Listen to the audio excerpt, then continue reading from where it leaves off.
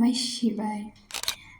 তো আমরা রওনা দিয়েছিলাম দ্বারকাধীশের উদ্দেশ্যে। তোমরা জানো আমি অনেক শর্ট ভিডিও পোস্ট করেছি, কিন্তু ব্লগটা পোস্ট করা হয়নি। আর আমার এই ফার্স্ট টাইম ছিল লং জার্নি, তাও আবার বাসে, স্লিপার বাসে।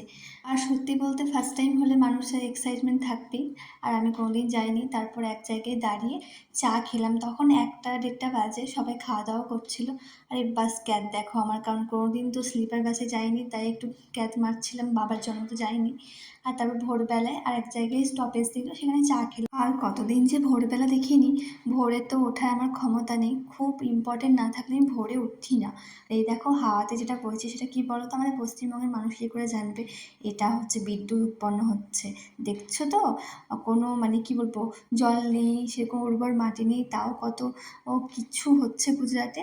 এই যে তোমাদের সঙ্গে গল্প করতে করতে পৌঁছে গেছি দ্বারকাধীশে। এবার দ্বারকাধীশে পৌঁছে আমরা হোটেলের উদ্দেশ্যে রওনা দিলাম। সেখানে ফ্রেশ হয়ে এবার বেরোবো মন্দিরের উদ্দেশ্যে।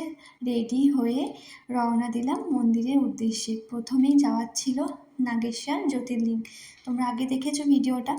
তো দেখো কত শুষ্ক জায়গা, এখানে না ধান উৎপন্ন হয়, না মাটি ভালো, না জল ভালো। এখানে সেরকম উর্বর মাটিও নেই, মিষ্টি জলও নেই। তা সত্ত্বেও গুজরাট উন্নত হচ্ছে কেন জানো তো? এখানের মানুষের একটা ইনকামের খিদে, আর সরকার চাই রাজ্যটা উন্নত হোক। এই যে পৌঁছে গেছি নাগেশ্বর জ্যোতির্লিঙ্গ দর্শনে। এই যে মন্দিরটা কি বলবো, মানে কতদিনের ইচ্ছা ছিল। আর কতটা সুন্দর, অনেকজন আমাকে বলেছিল যে ভালোভাবে দেখতে পাচ্ছি না, তাদের জন্য ব্লগটা পোস্ট করলাম। এই যে মহাদেবটা কত সুন্দর বলো তো। এরপর ঢুকছি মন্দিরে। এটা হলো নাগেশ্বর জ্যোতির্লিঙ্গের মন্দির, শিব মন্দির। তো এই যে মন্দিরের ভিতরটা ভীষণ সুন্দর। একটু ভিড় কম ছিল গ্রীষ্মকাল বলে, আর আমরা টাইমে গেছি। তোমরা দেখে নাও, মানে দর্শন করে নাও। কি বলবো, কি যে শান্তি, মানে কিচ্ছু বলার নেই। এই যে মহাদেব, আর এই যে মন্দিরের ভিতরটা তো দেখতেই পাচ্ছ। আমরা আজকে একদিনেরই অনেকগুলো মন্দির কমপ্লিট করব। তারপর এই যে বাইরেটা দেখো কতটা সুন্দর। আর এই অগ্নিকুণ্ডটায় অগ্নিটা জ্বলে সারাদিন সারা রাত, এখানে কখনো নিভতে দেওয়া হয় না। দাঁড়াও তোমরা দেখতে পাবে মন্দিরটা কতটা সুন্দর, সেটা দেখতেই পেলে। এই যে অগ্নিকুণ্ডটা, এই অগ্নিটা, এই আগুনের শিখাটা সারাদিন সারা রাত জ্বলে। একটা ভিডিও করলাম। আমরা এসেছি গোপী তালাব। এরপর আমরা এলাম গোপী তালাব। এই যে এটা হলো গোপী তালাব। এখানে গোপীরা সমাধি নিয়েছিল, আর কি কারণে সমাধি নিয়েছিল সেটা তোমরা শুনে নাও। এখানে কৃষ্ণের চিন্তা করতে করতে এখানে জলের মধ্যে জল সমাধি নিয়েছিল। তারপর থেকে এখানকার যে আছে মাটিটা, সেটা চন্দনের মতো স্মেল করে। শুনতেই পেলে গোপী তালাবে গোপীরা সমাধি নিয়েছিল, তাই এখানকার মাটিটা চন্দনের মতো গন্ধ। আমরা মাটি নিয়ে এসেছি, কৃষ্ণ দেখো।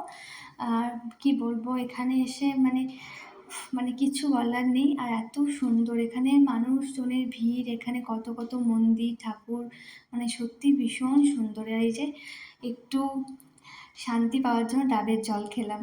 জানো এত গরম ছিল কি বলবো। আর এই যে সমুদ্রের তট দেখছো, কত নৌকা, এখানে সব মাছ চাষিরা মাছ ধরে।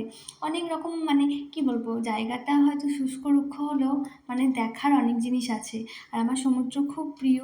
কত সুন্দর, কত নৌকা দেখো, এগুলো অ্যাকচুয়ালি মাছ ধরতে যায়। আর জায়গাটাও খুব সুন্দর। এখানে মনে হচ্ছিল যে আরও 2 দিন থাকলে ভালো হতো, ভালোভাবে ঘুরতাম। তো ভীষণ ভীষণ সুন্দর। আর দেখো ফ্ল্যাগ লাগানো আছে, কারণ এখানেই কিন্তু পাকিস্তানের বর্ডার সমুদ্রে, তাই প্রতিটা নৌকাতে ফ্ল্যাগ লাগানো আছে। তো এরপর আমরা পৌঁছে গেলাম ভেট দ্বারকা। আর এই ভেট দ্বারকায় ভীষণ ভিড় ছিল। তোমরা হয়তো অনেকেই শুনেছো কেন বলা হয় ভেট দ্বারকা, আমি আর বলছি না, পরে হয়তো আবার আমি তোমাদেরকে বলবো। এখানে ফোন, মানে পার্স, ক্যামেরা, মানে ইলেকট্রনিক জিনিস অ্যালাউ ছিল না, তাই বেশি ভিডিও আমি করিনি। আর তারপর এই যে যেটা আমার খুব ভালো লেগেছে, সুদর্শন সেতু। এই সেতুটা এতটাই বড়, এটা সর্বোচ্চ অর্থাৎ সমুদ্রের উপর বানানো সেতু। এটা অনেকটা বড় সেতু, ভারতের মধ্যে সবচেয়ে বড় সেতু। দেখলে কতটা সুন্দর। আর এখানে কি বলবো, ময়ূরের পালক ছিল, মানে এখানে নাকি ভগবত গীতাও লেখা আছে সেতুটার মধ্যে। তারপর লাঞ্চ করে এলাম, ভেজ খেয়েছি। এখানে ভেজটাই দারুণ বানায়, ভেজ খেয়ে তারপর পৌঁছে গেলাম খাওয়া দাওয়া করে রুক্মিণী মাতার মন্দিরে। তোমরা দেখেছো, এটাও অনেক পুরনো মন্দির, সমুদ্রের ধারে, ভীষণ সুন্দর, অনেক পুরনো, অনেক পুরনো। তো এই রুক্মিণী রুক্মিণী মাতার মন্দিরে গিয়েও বেশ ভালো লেগেছিলো সমুদ্রের ধারে, কিন্তু বড্ড গরম ছিল, তোমরা না শীতে আসবে। তো দেখো রুক্মিণী মাতার মন্দিরের চারপাশটা কত সুন্দর, সমুদ্রের তট রয়েছে, আমার তো ভালোই লেগেছে। যদি একটু গরম কম থাকতো আরও হয়তো থাকতে পারতাম, বসতে পারতাম। তারপর পৌঁছে গেলাম বটকেশ্বর শিব মন্দির, যেটা সমুদ্রের ধারেই অবস্থিত।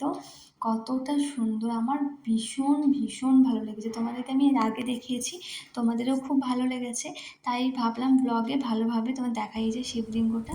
তারপর দু একটা ছবি টবি তুললাম, সমুদ্র ছিল। তারপর পৌঁছে গেলাম যেখানে আমাদের রওনা দেওয়ার কথা ছিল, দ্বারকাধীশ, যেটা হলো শ্রীকৃষ্ণের নগরী, শ্রীকৃষ্ণ যেখানে রাজা ছিলেন।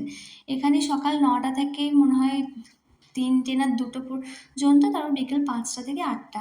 তো ওখানে না মানে ক্যামেরা ফটো তোলা বারণ, কারণ এতটাই সুন্দর। আমার ইচ্ছা করছিল কিন্তু ফোন নিয়ে যেতে দেয়নি, তাই তুলতে পারিনি। ভীষণ সুন্দর এই মন্দিরের প্রতিটা কারুকার্য দুর্দান্ত। আর তারপরে তো দেখতে পাচ্ছ গোমতী নদী, তো ওখানে আমরা আরতি দেখলাম, বসলাম, টাইম স্পেন্ড করলাম। তারপর সন্ধেবেলা হয়ে গেল, আমাদের 1:30টায় বাস ছিল, আবার স্লিপার বাস ছিল।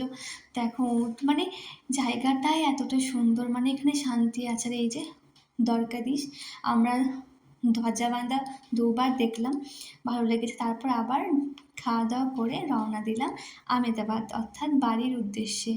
তো সত্যি ভীষণ ভালো লেগেছিলো, মানে কি বলবো, আমার ভাষা নেই। আবার নেক্সট উইক যাচ্ছি সোমনাথ। ওম নমঃ শিবায়, হর হর মহাদেব। ভালো থেকো তোমরা।